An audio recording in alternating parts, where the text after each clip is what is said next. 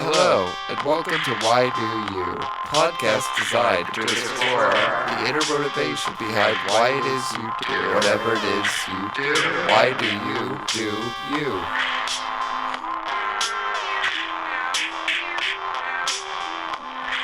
Today our guest is Felton. Sean is a chiropractor, nutrition expert, an all-around great guy that I began seeing a few months ago for some pain relief. Together, the two of us discuss our shared frustration with today's healthcare system, as well as our hopes for improving access to cutting-edge medicine like stem cell therapy. Join us as we discuss why it is we do what it is we do.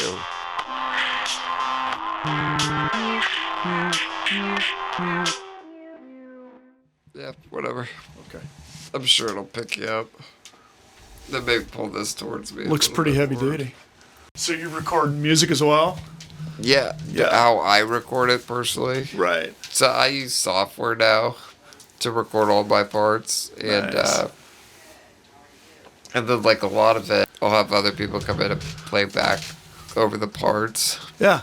And we have like these now like huge group of singers that come in and sing. It's like it's almost become like a circus, which I love. Like, you like the circus? Yeah. Well, I just feel kind of like the ringleader, but it's been magical. And actually, I tell people, if I really had to direct back to this inspiration for this podcast, it was when that happened. Like, it was when I decided to keep pursuing music even though I couldn't physically play anymore or sing it. Yeah. There was that choice of like, do I let that just give in to defeat? Right. Or do I try and pivot and keep going even though it's going to require me almost relinquishing that sort of control that I had of it. Right. Physically and everything. But it was just that kind of moment in time and then making that realization. Once I'd done that, that actually it improved the music. Like, in letting all these other people in and become a part of it. I also got to see the joy of them hearing back their parts recorded. Yeah. And that collaboration, even though I've always collaborated. Right. This sort of thing has become like another level of collaboration that I wasn't prepared for. And, in some ways, I almost wonder, like, the meant to be, like, maybe this was more meant to be because it feels like the music now is more special than ever. That's me awesome. Being almost pulled out from it in a way. Sure. But, I don't know. You never really... You could just try to assume retrospect, but... Yeah, right. Yeah. Yeah.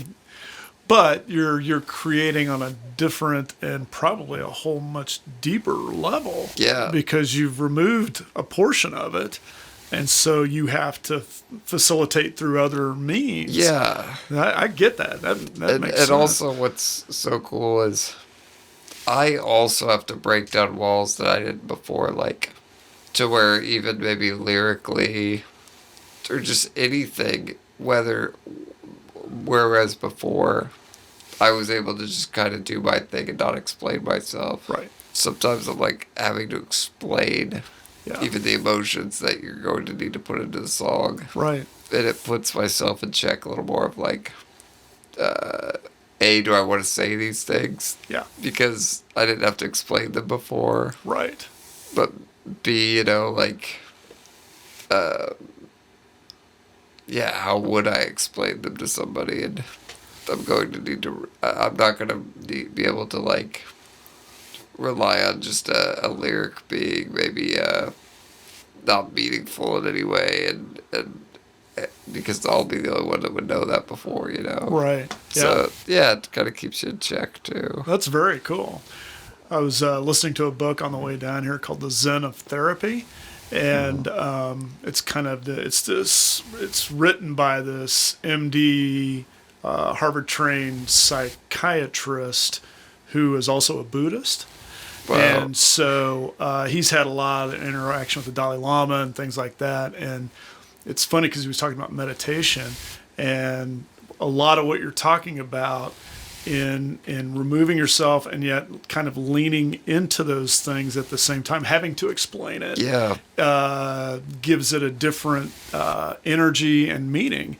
And so you can take that, whereas before it may have overtaken you or enveloped you, you can now use it for good. You don't just, being in the moment and all that stuff is great. And many people when they meditate think when a thought comes up or anger or an emotion comes up, you're supposed to just let it go. Yeah. But in reality, what the monks are doing is using that emotion in a different way. That's cool. And that reminds me of what you're saying. Yeah, yesterday I just had a talk with a friend about, he had a teacher in college that was like, I don't know any of this curriculum either.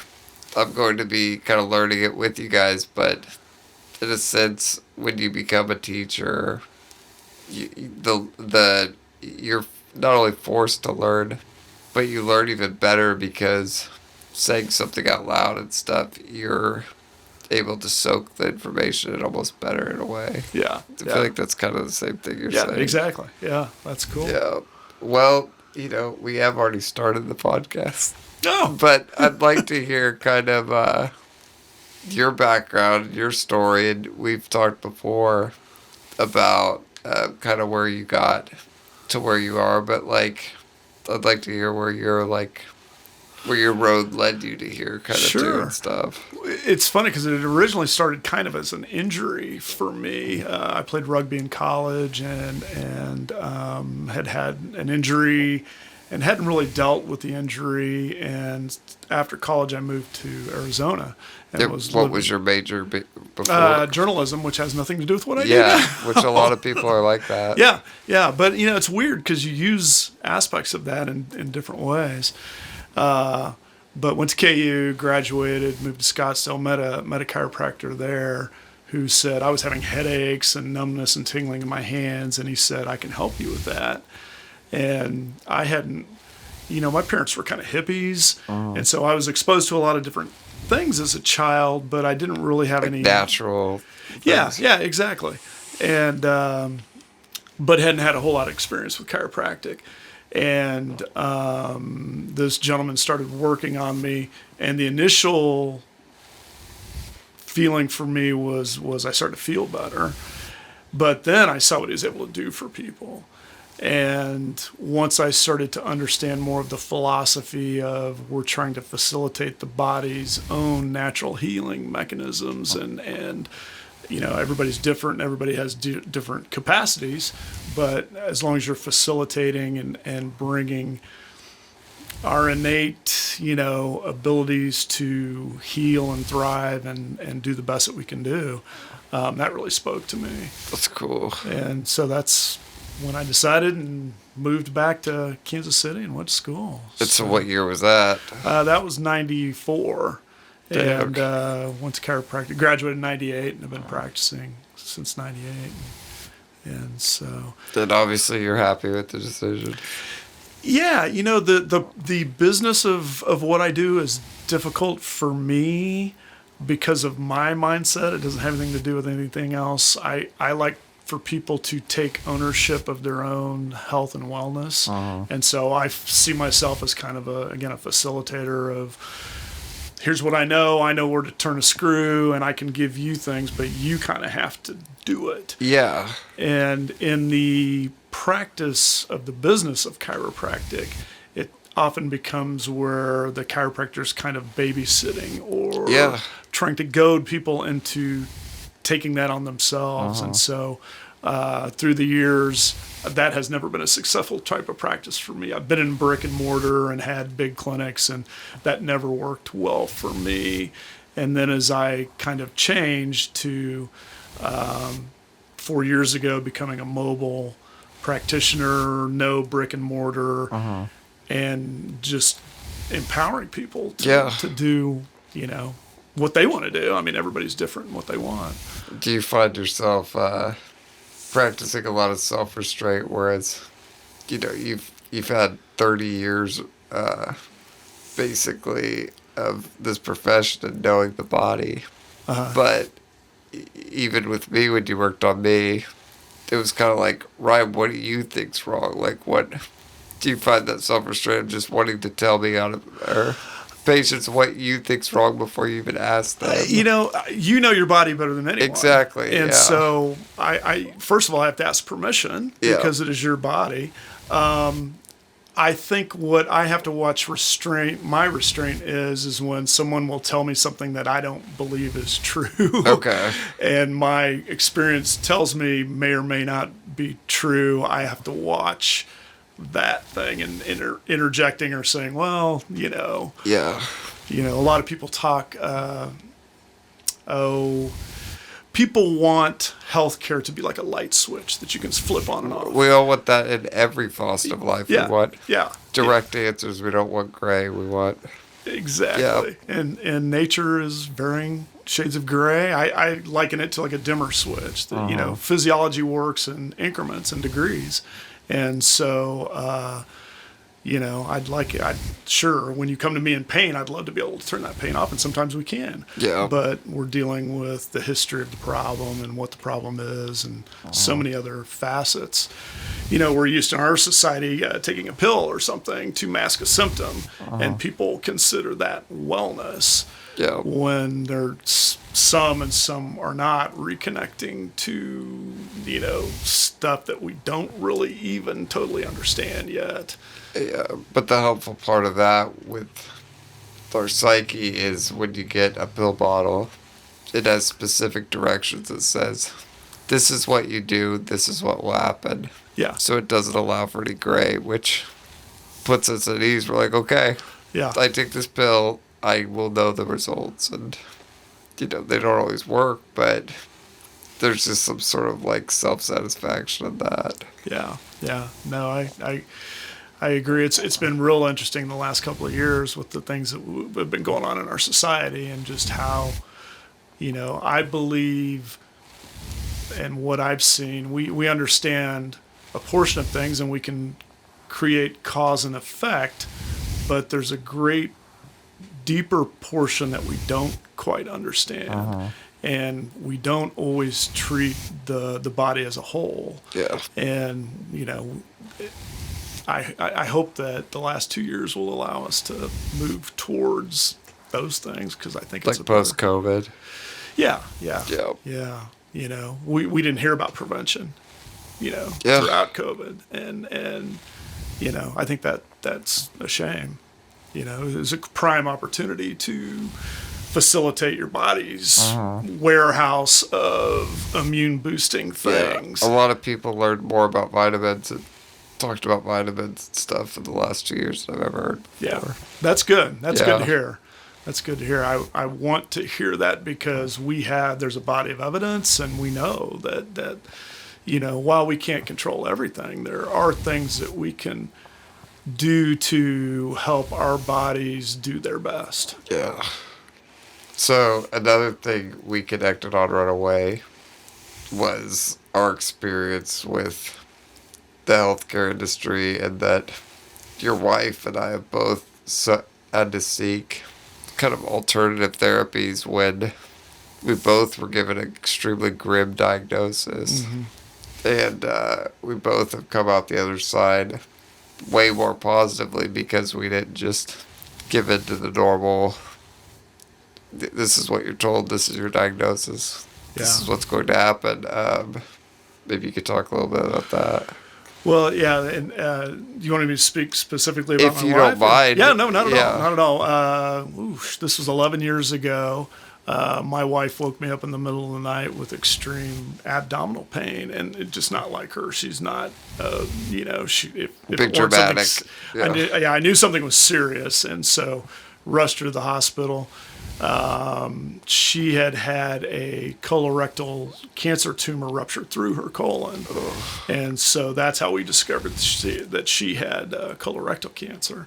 The first oncologist that walked into our room, how we learned that she had cancer, this doctor said to us, I'm going to tell you have colorectal cancer. I'm going to tell you what to do. If you don't do what I do, you're going to die.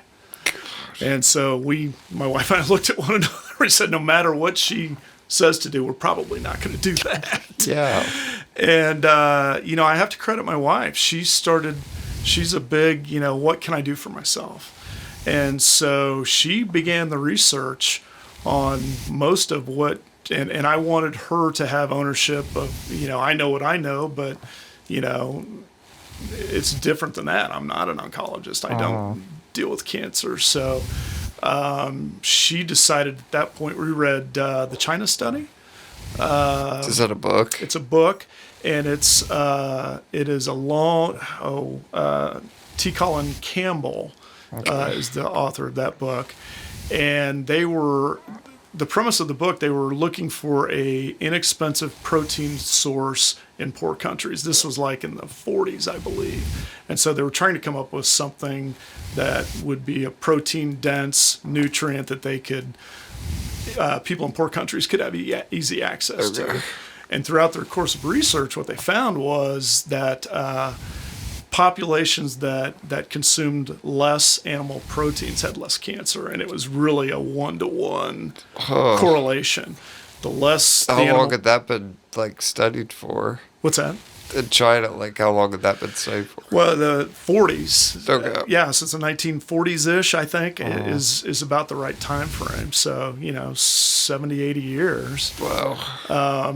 And so we decided at that point to become vegan and switch to it was a plant-based diet. And she also had been doing the research on the high-dose IV vitamin C. Yeah. And so I had grown up with the Reardons, and so at that point, the Reardon Clinic was the regional expert, obviously. And so we would drive from Kansas City to Wichita 3 times a week for her high-dose IV vitamin C injections. Wow. And here she is 11 years later, and they can't find any evidence of cancer cells in her body. Now, we know they're there. Yeah. They're waiting for...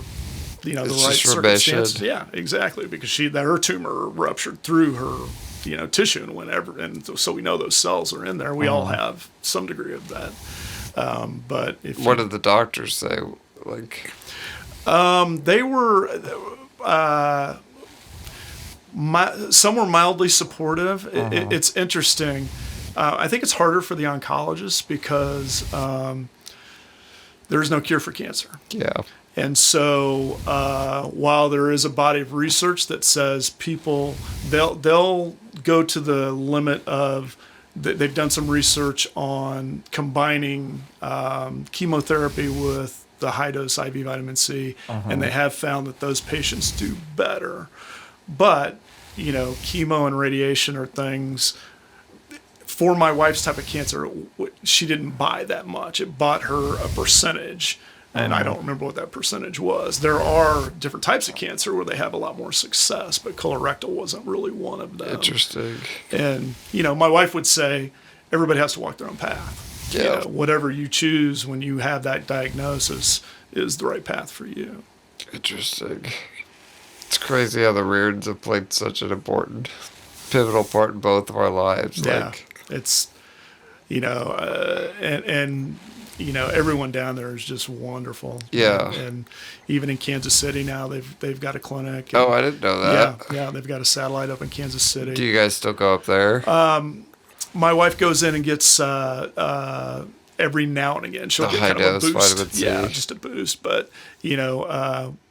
once we switched to back up a little bit, at one point it got impractical for us to come down to Wichita 3 times a week. Of course. And KU Med, Dr. Jeannie Driscoll was a fellow from Reardon Clinic who had gone to KU Med. Okay. And so they opened an integrative medicine department at KU Med, so we switched up to there just because of the convenience. Cool. I didn't know that. Yeah.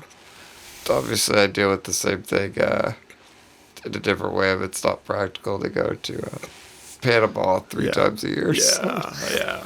So that's kind of the same deal with my situation, and we're still we're 15 years now almost, still battling getting the FDA to make an exemption here, and it's So they'll allow stem cells for musculoskeletal things, but not. It's all great. It's not necessarily what they'll allow it for. It's the process in which it's extracted and put back into the patient. Okay. So it's all like this verbiage of how it's written into the law, and there's just these slight ways that the FDA has drawn it up to where if they would just change these slight things, it would completely open up the world. But I'm opinionated there too. yeah, I mean, I hope obviously, I hope we'll stop collusion between policy, government, and healthcare. It's got to end because we need to do what's best for people.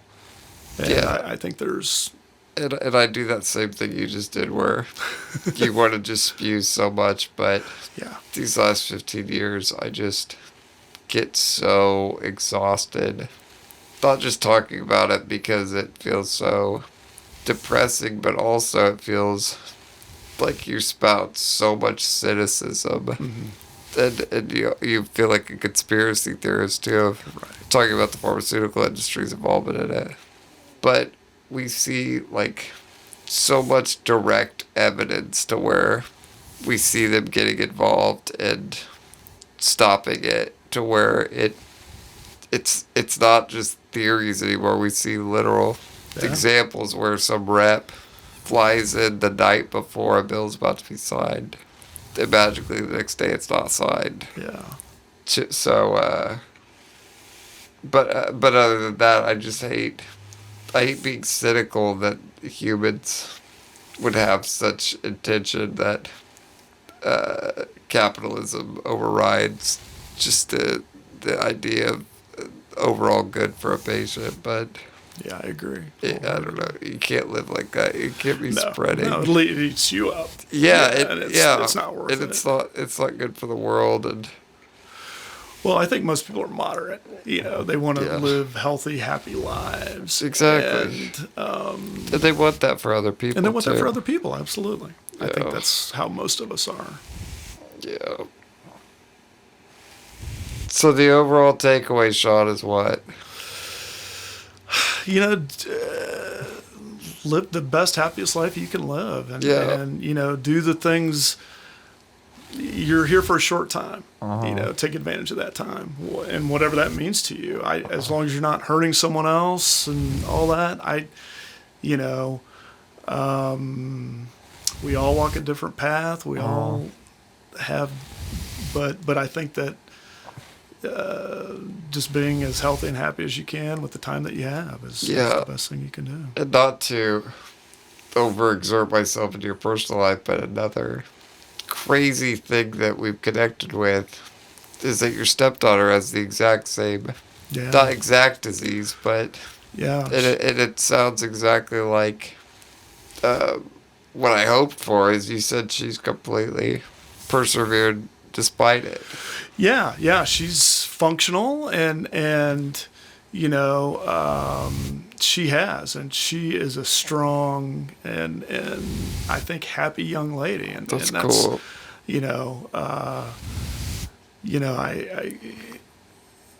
I think age does that anyway. Age takes things away from you. All of us. For the good or bad? Yeah, I think you gain. I think it's the physical. You lose things physically as you age. Now, on the other end, you gain Wisdom mental capacities and things like that. And so maybe it's just that exchange. But yeah, man, she does well with what she has, and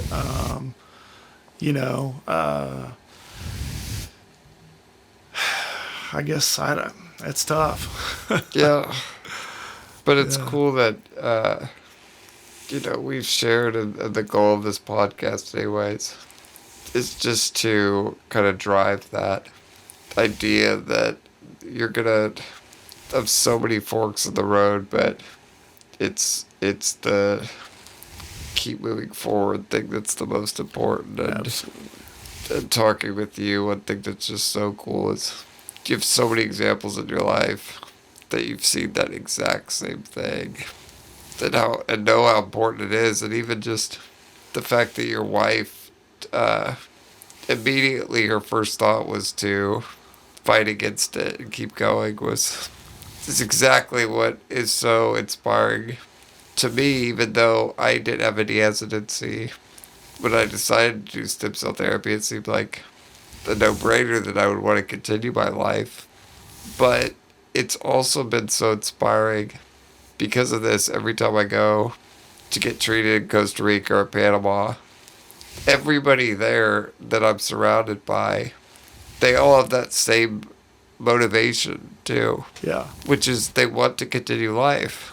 Yeah. Like, if you don't have a disability, it doesn't matter. Like, I meet so many people that are just dead inside. Yes. And they have no will to live regardless. And it just, when you have some sort of life threatening illness, you don't, typically, you have that choice whether to take life for granted or not because it's such at the forefront of every day. Mm-hmm. But it also, it's just so, there's like a kinship involved when I've met all these other patients that are there solely because they want to continue moving forward.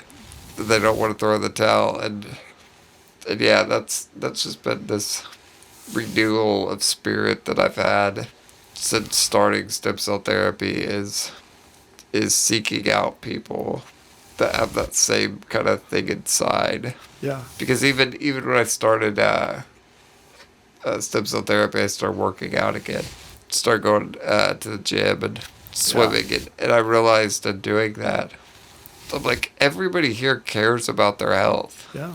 And you don't always get surrounded by that, Yeah, that's Especially for sure. when you're in your late teens and 20s, it's just excess and drinking and doing drugs, and there's not like any sort of motivation to like keep your body somewhat in a productive state. That Yeah. way you can keep doing things that drive you, and I don't know. Absolutely. Yeah, yeah. My wife, when she was going through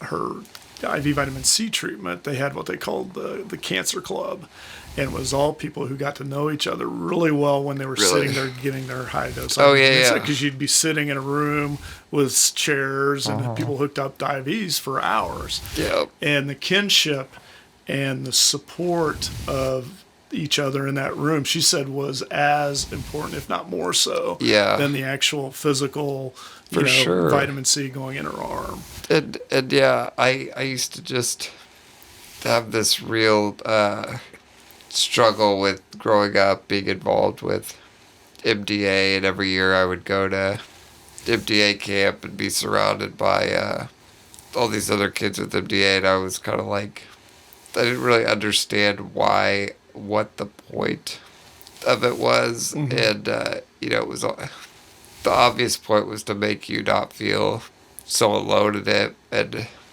maybe a subconscious level, my parents were hoping that I could kind of see some of the markers that might possibly happen in the future. Right. But what it really did and take away, and I still take to this day, is it gave me an appreciation for where I'm at now, and no matter where I've been in life, I've always been able to mentally picture somebody that had it worse.